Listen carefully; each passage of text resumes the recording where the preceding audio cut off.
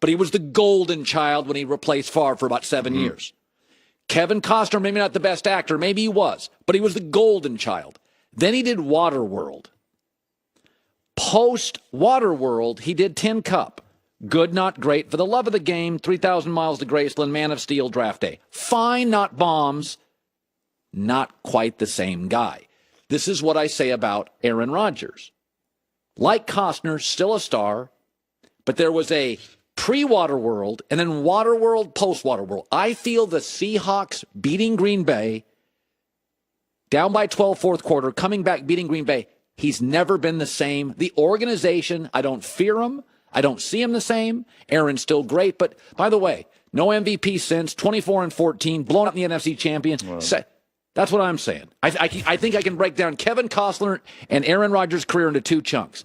Both formidable, but one felt bigger than the other. Yeah, you know, I always look at this when you get a quarterback like Aaron Rodgers. Okay. And that guy makes up for a multitude of sins. Yes. He's so good. He's just, I mean, he covers your blemishes. Right. And I think one of the things that happens to organizations is they actually evaluate their rosters and think that their rosters are a lot better than they actually are because that guy's so good. And so you tend to, maybe you don't develop the depth you need. Maybe you don't go after the defensive players in free agency that you really need to bolster your roster. You think you can just do it through the draft because when you miss, 12 makes up for it.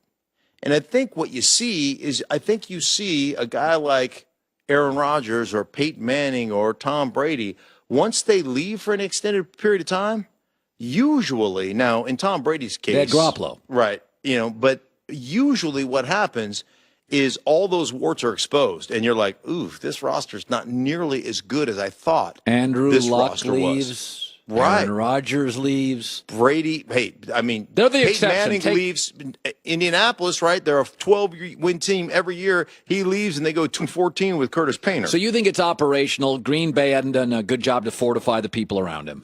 I think for the most part, he makes, again, going back to what we just talked about with Garoppolo, he makes everybody better, and you get a sense that your roster is actually better than it really is. Yeah, a couple of weeks ago they played Cleveland, and it literally, without Aaron, I was like, those are pretty similar. Looks like the same rosters. Right. Okay, here we go. Steelers-Patriots.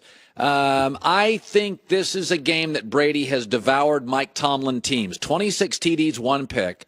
When Brady has faced Tomlin as a head coach or a coordinator, Mike takes care of the Steelers' defense.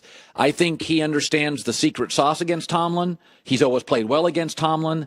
Maybe Tomlin plays too much zone, too predictable. I don't know. Brady says he's not. What do you make of Brady's success against Pittsburgh, and who do you like? Yeah, I like the New England Patriots, and I look at it like sometimes you just match up well with another team's their philosophy, their personnel. This is a real thing. Right. It's all over the league. It happens everywhere. When I played, there were certain teams that were a lot more talented than us. We just matched up exceptionally well with them. Right. So you always get this. When I played with Washington, we'd play Philadelphia. They always had the number one defense in football. For about 6 years. Yeah, we'd always run it for 150 yards on them. And, it was just like, all right, we're going to play Philly. So what? We just matched up well. Now, we couldn't beat the Giants, and, it was just one of those things that was just really interesting. So I think here's the deal. There's two types of teams in my mind. I always played on a team that had an identity. This is what we are. This is what we do. We're going to run the same 6 plays. We're going to do it out of different personnel groupings. We're going to put a bunch of window dressing on it, but we're going to run wide zone right and left, pitch and toss. We're going to run tight zone right and left, and that's about what we're going to run. Yeah. And then we're going to run the play action stuff off of that. And I think the Steelers have always been that way on the defensive side of the ball. They've played the majority of Brady in zone because that's what they do. They do some zone blitz stuff, but there's always going to be a void in those zones, and Brady's going to find them. If you don't hit him, if you don't get him off his spot, and if you don't disrupt routes. And when you're always playing zone, you're not disrupting any routes. Right. So that's who they are. Now, I've heard talk. They're going to go to man this again. What kind of man are you playing? Are you going to play tight press and jam guys and disrupt routes and think that you're going to get there? If you haven't played a lot of that, that can be, you live by the sword, die by the sword. We'll see what happens, but it's a really interesting matchup. I think they have to do something different They have to get away from their identity. And can they play that way on the defensive side? That's a question I have about Pittsburgh. When you go, now you've always been, you played in the game, and then you sort of went into the opinion space and the analyst space at ESPN and here. And now you do that, but they've added some games for you.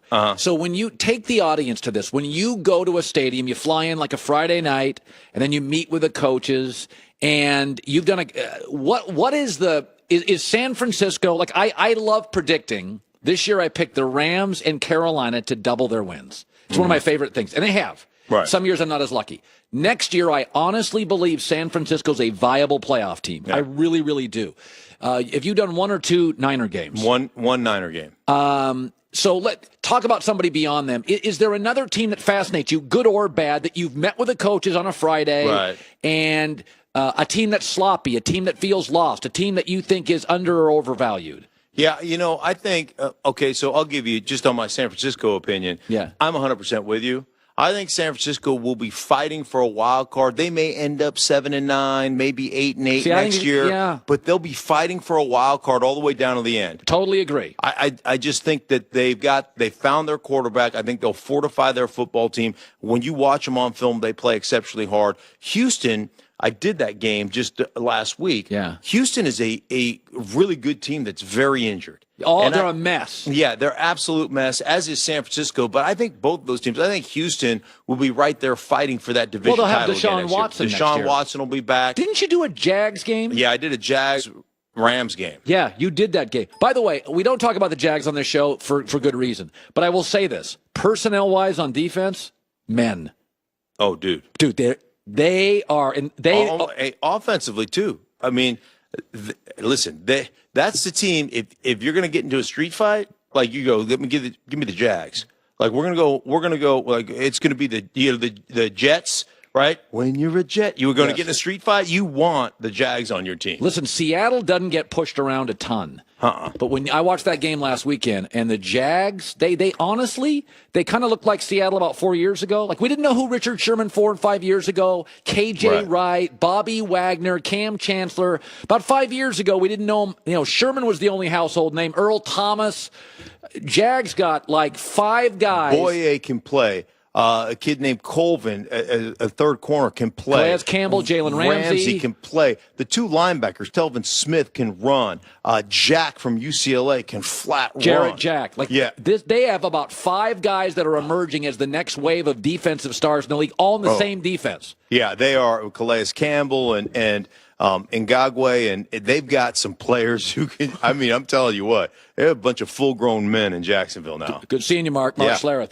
Coming up next, my thoughts on what I saw with the Cavs and the Lakers last night in terms of just basketball. I thought it was a very promising night for a lot of people. Guys, time of the year again, the holiday season. You'll work out less, you'll eat more, and probably not sleep as great. That's the way it works with shopping, trying to get things done before the holidays get here. That's where M Drive comes in. It's all nutrition,